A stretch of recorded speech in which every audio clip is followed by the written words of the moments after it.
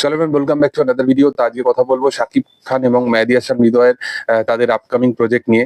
দেখো, অলরেডি তোমরা জানো যে এই সিনেমাটা আগামী বছর রোজার ঈদ উপলক্ষে আসতে চলেছে এবং যেটা তাদের তরফ থেকে পোস্ট করে জানিয়ে দেওয়া হয়েছে যে তারা আগামী বছর আসবে। বাট এগুলোর পাশাপাশি একটা বড় আপডেট উঠে এসছে যে এই সিনেমাটায় মানে পার্টিকুলারলি তারা বিশাল বড় লেভেলের প্ল্যানিং করছে। ইভেন সিনেমার টাইটেল রাখা হয়েছে নিঃস্ব বলে, এবং একটা দুর্দান্ত কাজ তারা ডেলিভার করতে চলেছে।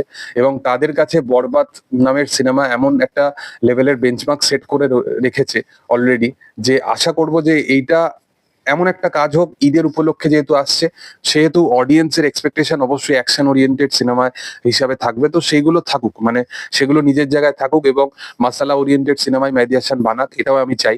কিন্তু এটা একদমই যেন বরবাদ ওরিয়েন্টেড সিনেমা না হয়, একদমই ডিফারেন্ট জনরার একটা সিনেমা হয়, একটা ডিফারেন্ট ওয়ার্ল্ডে যেন আমরা শাকিব খানকে দেখতে পাই, এটাই এক্সপেকটেশন থাকবে। এর পাশাপাশি এখনো পর্যন্ত লুক টেস্ট তাদের হয়নি, বাট খুব তাড়াতাড়ি লুক টেস্ট হবে, এটাও এরকম আপডেট উঠে আসছে যে এই চরিত্রটা কেমন হতে চলেছে সেটা নিয়ে ডিফারেন্ট ডিফারেন্ট লুক টেস্ট হতে চলেছে। এটার পাশাপাশি শাকিব খানের সাথে মেহেদী হাসান হৃদয় একটা খুব তাড়াতাড়ি অ্যানাউন্সমেন্ট ভিডিও শুট করবে এই সিনেমার লুক নিয়ে। মানে এই সিনেমার লুক কেমন হতে চলেছে এটা একটা খুব তাড়াতাড়ি আমাদের কাছে এর বলতে পারো যে একটা রিভিলেশন খুব সামনে তাড়াতাড়ি আসবে। কেননা এইরকম কাইন্ড অফ জিনিস কখনো হয়নি যে কোনো অ্যানাউন্সমেন্ট ভিডিওর আগে থেকেই প্রপার ভাবে লুক তারা ক্যারি করে সেটাকে ডেলিভার করে দেবে, এবং শাকিব খান ওই লুকটাকে কন্টিনিউ করবে শুটিং সমস্ত চলাকালীন। তো সেই কারণে এখন ক্যারেক্টার প্রিপারেশন চলছে এবং ক্যারেক্টার প্রিপারেশনের পরেই তাদের লুক টেস্ট হবে।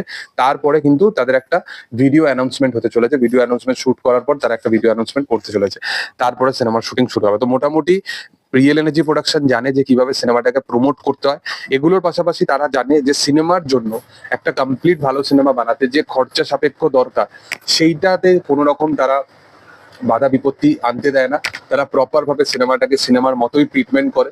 এই কারণে তারা তাদের কেরিয়ারে দুটো সিনেমা বানিয়েছে, কিন্তু দুটো সিনেমার দরুনও তারা আজকে এই টপ লেভেলের একটা প্রোডাকশন হাউস হিসেবে পরিচিত, কালেকশনের দিক থেকে বলছি। তো সেরকমই আশা করব শাকিব খানের এই সিনেমায় এই ট্রিটমেন্টটা যেন রাখা হয় প্রপার ভাবে, এটাই এক্সপেকটেশন রাখা থাকবে।